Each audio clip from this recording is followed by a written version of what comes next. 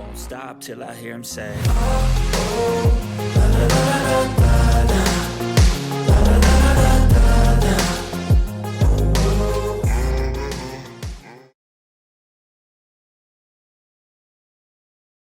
Alrighty, what is going on, everybody? Welcome back to another CYPRX video breakdown. Very interesting research put together for you all today. A couple of things I want to make clear before we get into today's video breakdown. What this video breakdown is going to be about: CBDCs, offline payments, potential use cases for CBDCs. It's massive. I guess you could say speculation whether central bank digital currencies are going to be implemented. So this is just going to be a follow-up video breakdown, kind of like a series of this topic that we've been discussing here, piecing some parts of the puzzle together for you all. We have some official documents from multilateral development banks like the BIS, the IMF.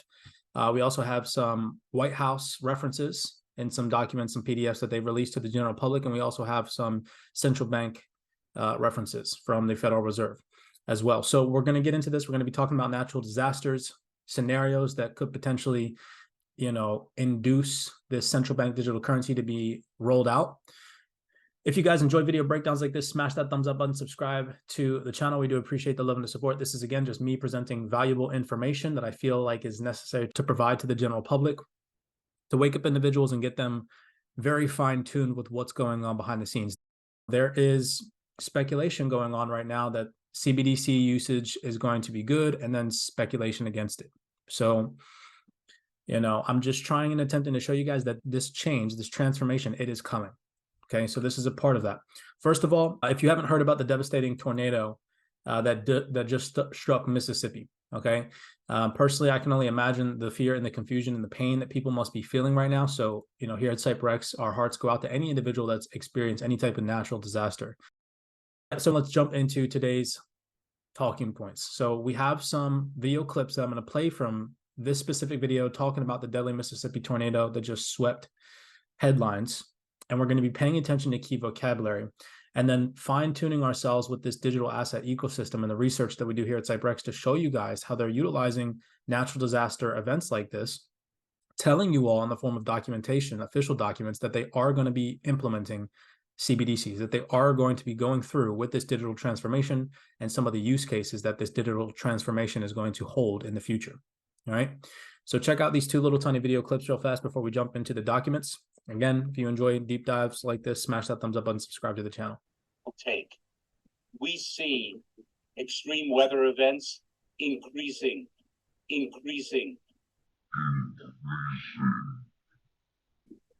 only increasing in gravity, in severity, and in frequency. And we have to build our communities to be best prepared for them. We're here to make sure that we are bringing everything we can to support this community. I think, as you've heard, President Biden did declare and approve the governor's request for a major disaster declaration. He did that yesterday. And what that means is that includes public assistance, which means to help with the debris removal from communities like this, to help pay some. Just to reiterate what was said, the first gentleman went on to say, we see extreme weather events increasing, not decreasing. So that was one key thing to pay attention to in the form of vocabulary.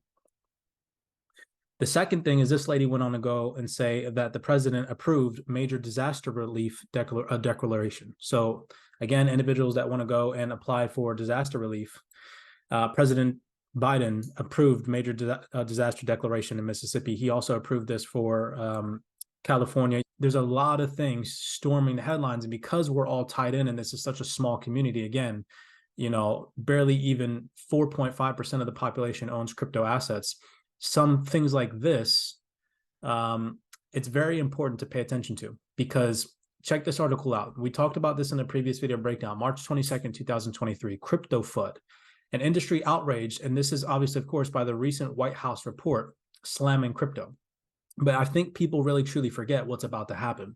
And the reason why these fundamentals come out is to distract retail traders and shake them out of the market by thinking that crypto is not going to have or play an important role in the future.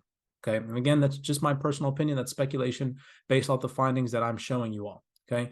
So this goes on to say, obviously, of course, the economic report from the president released March 20th of this year marks the first time that the White House has included a section on digital assets since its first began issuing the annual economic policy report in 1950. And they're saying some bad things came out about this. 15% of the annual White House economic report is devoted to crypto FUD. One thing that I like to dial in on is this right here, where it goes on to say, crypto assets can be harmful to consumers and investors, and there have been limited economic benefits from distributed ledger technology. So we're going to capitalize on this, right? Again, we know from previous entities and video breakdowns that I've shown you before, specifically like Nellie Lang saying that cryptocurrency assets right now are used for speculative trading and not for payments. But since we think the future value of crypto is for payments and not for speculative trading. Keeping that in mind and keeping that FUD article that we just went over in mind, look at this. This is a climate and energy implication of crypto assets in the United States summary report. And right here, think about the video that I just showed you where the first gentleman went on to say, we are seeing extreme weather events increasing. And then the second lady goes on to tell you that President Biden approved this major disaster declaration, okay?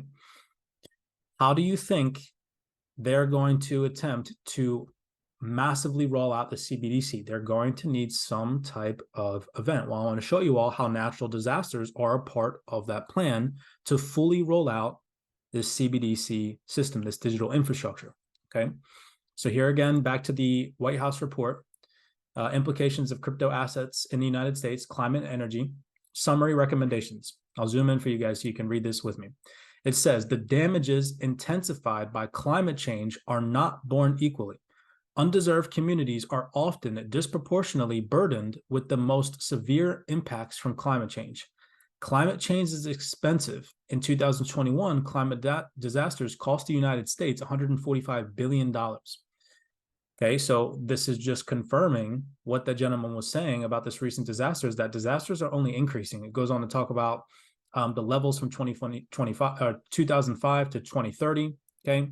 And it goes on to say, talk about reaching net zero emissions by 2035 and 2050. And we already know the sustainable development goals and whatnot, and that whole 2030 agenda. If you don't already know about that, you got to do a little bit more research, okay? Surrounding how that's connected with distributed ledger technology, right? Reaching this net zero emissions world, right? This green earth, right? Okay. But check this out. This is where it gets interesting. It says, at the same time, the use of digital asset based on distributed ledger technology is expanding. Digital assets are a form of value represented digitally.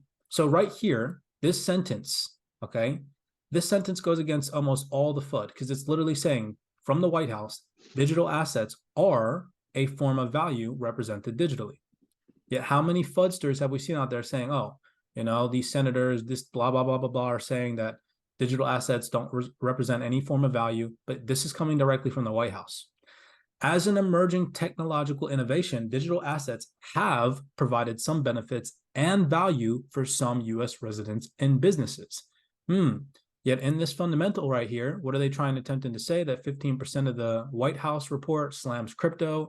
Why? Because there have been limited economic benefits from distributed ledger technology. Yet a document that came out before this one literally said, right here, digital assets have provided some benefits and value for U.S. residents and businesses. So it's a back and forth battle. It's a whole bunch of speculative trading right now in this market. Why? Because there's no fair value decision on what this technology is going to do. We can start to piece it together based off of some gems that they're dropping. So it goes on to say, they also have the potential for future benefits with emerging uses. So again, when it comes to them saying specific things like digital assets are a form of value, don't pay attention to this FUD. But now let's specifically focus in on them utilizing CBDCs and digital assets for natural disaster relief. So this is a PDF from Supply Chain Responses to Humanitarian Assistance, Disaster Relief, Defense Logistics Agency. This came out in 2019. And right here, the executive summary goes on to say, this paper represents a use case to explore the potential for blockchain technology to increase supply chain effectiveness and efficiency in a complex scenario. Well, what do you think that complex scenario is? I wonder, right? I wonder. It goes on to say, specifically, the use cases trace the requirements and movement of over 62 million power grid items to the island of Puerto Rico for relief and recovery from 2017's Hurricane Maria. The end-to-end review of the supply chain covers from acquisitions requests to customer delivery on the island, and it reveals multiple friction points. The paper explores the potential for future investments in blockchain technology to improve communication, tracking, and information availability by increasing trust and reducing costs measured in time, money, duplicated effort, and other efficiencies. Do you guys see? So again, what are they potentially utilizing blockchain distributed ledger technology for? Humanitarian relief, natural disaster relief. It speeds up the process. Here's another document. This is directly from the BIS.org. It says, cash serves as a backup payment method, let me zoom in, to electronic systems if those networks cease to function. Now, let's just pause right there for a second, okay? Now, this is where I want to start to get the brain juices flowing, thinking about things that we've covered in the past in previous video breakdowns, okay? So they're starting here to talk about offline payments. Remember, in this video breakdown, I went on to talk about how Hedera, in some way, shape, or form, is partnered with a company that is creating a CBDC wallet for offline payments.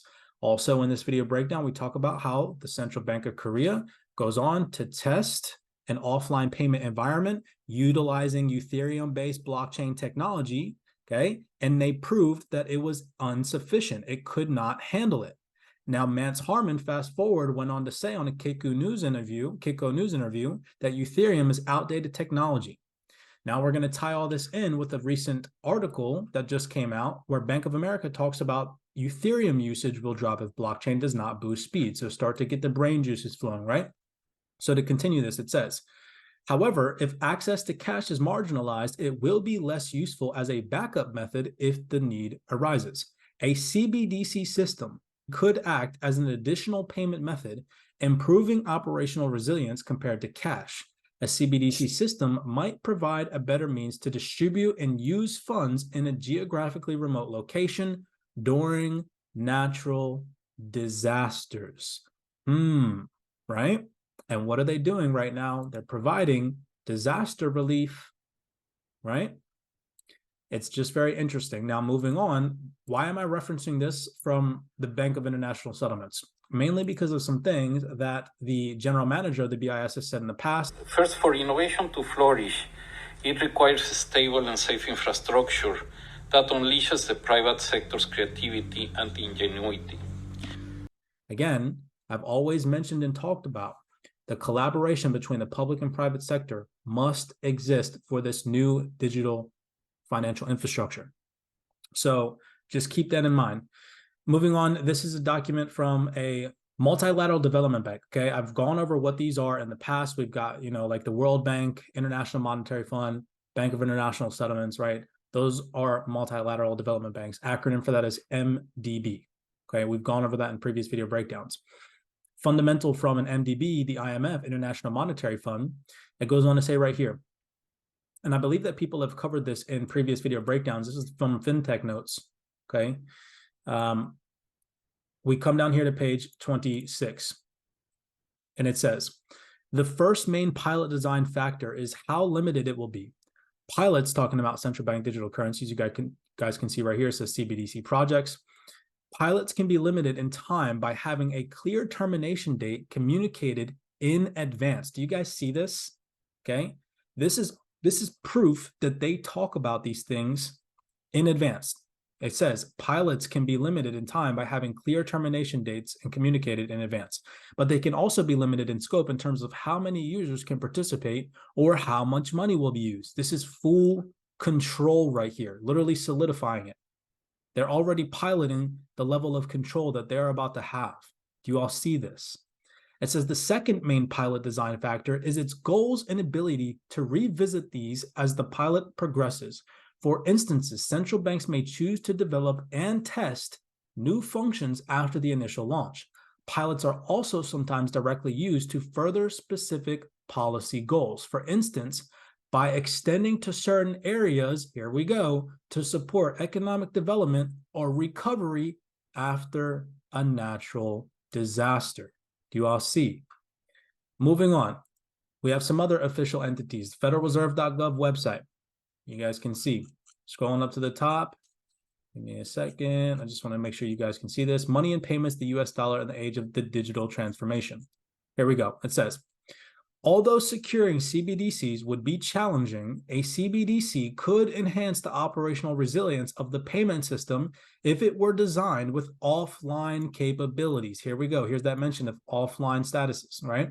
That is, if it allows some payments to be made without internet access, many digital payments today cannot be executed during natural disasters or other large disruptions in affected areas, must rely on in-person cash transactions. Central banks are currently researching whether offline CBDC payment options would be feasible, right? Yet here, they're literally trying and attempting to say in these photo articles that crypto assets have no potential use cases. Yes, they do, for the same things that they're already involved in. Do you guys see this? Okay. So here where it mentions offline CBDC payments, just to connect this to a cryptocurrency project that I personally like researching, which is HBAR. This is nothing to do with financial advice. I'm not telling you guys to go out and buy or sell HBAR, but again, we know Bank of International Settlements had mentioned in the past, August and Carstens, that private sector led initiatives, creativity, and ingenuity is a must for our payment system to have a stable foundation, okay? And we've seen in the past, right? Bank of Korea finds performance issues with CBDC blockchain tech, who was involved in this Ethereum-based blockchain, which was deemed insufficient, including scaling solutions, right? And what did they test? Offline payments with cross-border remittances, okay? We scroll down here, who was part of this? We see right here, Shinhan Bank. Just to connect this to Hedera Hashgraph, either directly or indirectly, we know over here, what was Shinhan Bank and Hedera doing? We scroll down here. They were being utilized for cost-effective and efficient international remittances. Do you guys see? Now, what is Hedera currently doing? Partnering with companies that are operating and making CBDC offline wallets. You guys see? So this also came out recently, an article talking about Ethereum usage will drop if the blockchain doesn't boost speed, Bank of America claims. And we know from a previous video breakdown where I talked about in this breakdown, Hedera Hashgraph potentially being utilized for offline payments when it comes to CBDC usage. Mance Harmon mentioning Ethereum being outdated technology. Pieces of the puzzle are always easy to find when you're willing and able to read these documents. Many blessings to you guys as always. Do your own personal research. This is me just showing you again that this digital transformation is happening. There are multiple use cases for distributed ledger technology, blockchain tech. And these individuals are going to continue to tell you that there is none and they're bad, and to steer you away from them in all ways, shapes, and forms that they possibly can, because they know what's really, truly about to happen. And that is our whole entire financial infrastructure, regardless of what asset class it is, real estate, commodities, it doesn't matter. Fine art, it's all about to be moved over to the blockchain. Emergency responders, okay, technology that they run off of, it's all about to be migrated, integrated fully into this digital ecosystem. Okay, so many blessings to you guys. This is me just attempting to piece parts of the puzzle together.